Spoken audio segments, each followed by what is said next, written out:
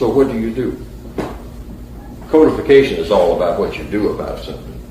You know this. We are all full of poison. We, I'm saying, the non-white people on this planet, we're loaded with it. What I mean by poison, animosity toward each other. Yes. And we should stop lying and saying how much we love each other. It ain't true. I don't care how many marches we go to. We do not love each other, and we do not love ourselves, and it takes too long to get in that frame of mind. So what do you do in the meantime? You minimize conflict. That's how I wrote it in the book. How do you minimize conflict? By minimizing contact. The only reason I am standing in this room this evening talking is because I'm trying to talk about something constructive. Anytime I start thinking about something that might be destructive, first thing I'm supposed to do is get away from you. See, if I want to do some kind of destructive stuff, I go and sit down in front of a whole bunch of white people, and that does two things. It keeps me from acting real quick without thinking. Because see, they know how to put a hurting on you real fast, and we know that. That's why we like hiding in the ghetto. See, it's just certain places we ain't going, because we know we'll get hurt. And we know it ain't nobody coming to our rescue, because there ain't nobody that got that kind of muscle. You know? Hey. You know, the first thing that popped in my mind is one thing that a lot of black people say. We've even said it. You got all these white people who are out here just vigilante killing and all this crazy stuff, terroristic stuff. And a whole lot of black people talk about killing. But we ain't gonna do nothing to no white folk. Yeah. We ain't gonna do nothing. Now when it comes to us, like and what's happening, what he's explaining is what's happening that's going on, that's being played out in rap right now. Like, I'm mad at you. I don't like you. You said this, you my aunt, you this, you that. I'm going to kill you. But when it comes to other people that do what's wrong, we're going to think about how we respond or react, or if a reaction is even given. Most likely a reaction isn't given. It's a swallowing of pride. It's a person being humbled in that situation. Mm-hmm. And like you said, realizing that I can't react to these folks the same way I react to my folk. And one of the main reasons is because I look at my folk as an enemy. I look at my people as an enemy. I look at my people as something that's not valuable, that I don't mind doing away with. And that's one of the biggest issues. But that's been ingrained in us for us to behave like that. And everybody hasn't had a chance to break out of that mindset. We're going to get into the second half of this. Toward the end, we're going to get into the solutions of breaking out. But we do got to break it down. So go ahead. Yeah, I think he's also, to me, really hitting on cultural racism and in-group, out-group psychology, and the power dynamic between groups.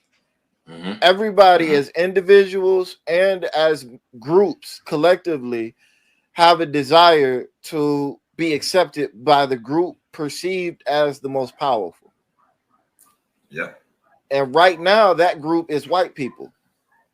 Mm-hmm. And the easiest way that we know of to get in white folks' good graces outside of mimicking them, and mimicking them is a part of it, but it's also to show a level of disdain and disregard towards other groups, non-white groups. And so that's at play here too. I love that he says minimize contact.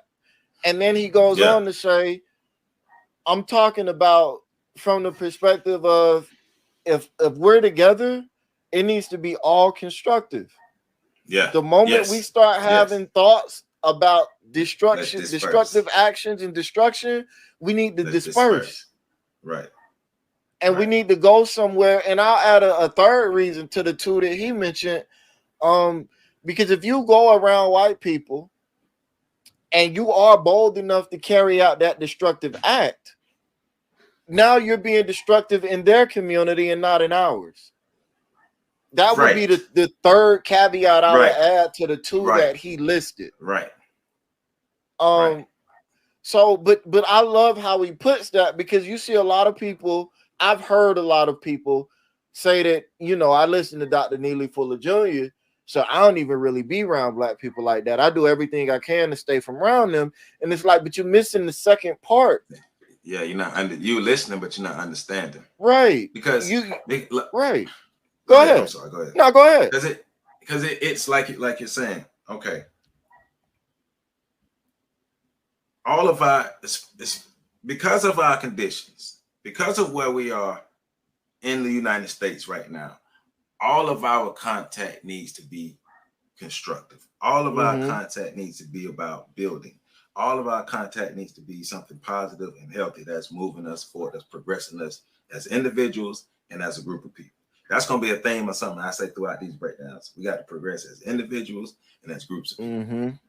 But like you're saying, so the black person who is destructive to white people in white environments goes against the status quo. That's not the person with that Negro mindset.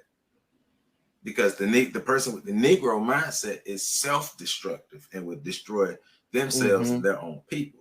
So this black person is now a rebel. This black person is a whatever bad word white folk want to use about that person. They're gonna put that on that person. That person is a terrorist. That person is a killer. That person is a serial killer. That person is a murderer. All those things, all those negative connotations are going to be put on that black person, because that black person is not under that Negro mindset. It's not under that spell. Like you said, that black person is not as full of poison as other black people are. So now, hold up. Yeah. You hurting us? But also another thing too is, like you said, us being able to coexist in a healthy manner around each other. We should be around each other.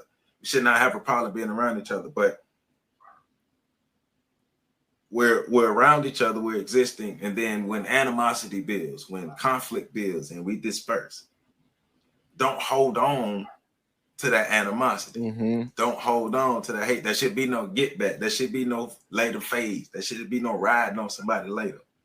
Right? Because that's still feeding into that poison. That's still feeding into that Negro mindset of us being destructive against each other. We can't do that. If you're gonna let it go, you got to let it go. Yeah. And I would add even to that, well, not to that, because I think that was perfect. But to go back to what you were saying about that black person being labeled, we also got to think about that another step. That negative label by the power group causes all people in the subgroup to no longer want to react that way. So it kind of builds on each other. It kind of builds on itself. It continues the codification or the programming. And I want to say this too. Constructive isn't always positive, in a sense that it isn't always us agreeing and blowing smoke up each other's butts and stuff like that. There is a such thing as constructive criticism, but you got to know how to give it.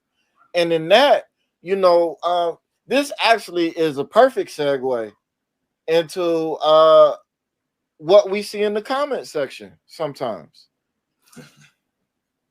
I think it's a perfect example of what he's talking about. Sometimes there's negative feedback, negative criticism that you can tell this person is coming from a very constructive place. They just want to help.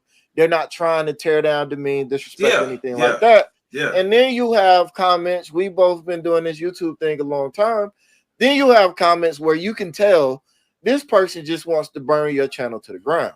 They don't appreciate, they don't like, they don't respect. There's a level of hatred and animosity for what you're saying that's not coming from a positive and constructive place. Right.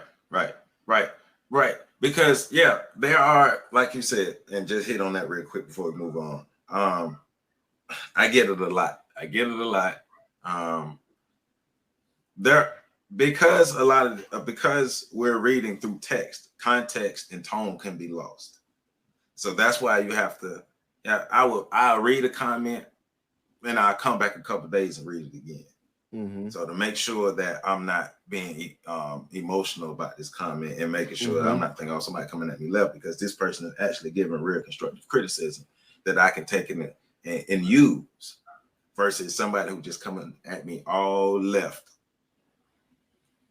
And we're doing that to each other. But in my opinion, some of that comes from ego and the superiority complex of, well, you're not good enough, you're not smart enough, you're not worthy enough to be talking about this information, or even to be talking about this about our master teacher. So how dare you, and who are you?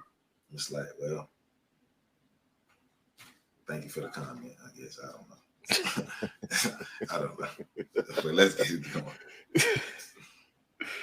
All our little gangs put together ain't got as much muscle as these people. Just a handful of them. Just show up. Don't take with a handful. You don't even have to do nothing. Just show up. What's going on here? Now all them loud black people got quiet all of a sudden. See, we know whose chest to get into with both feet. You know, as long as it's us, we got no problem. We can handle us. Yes, sir.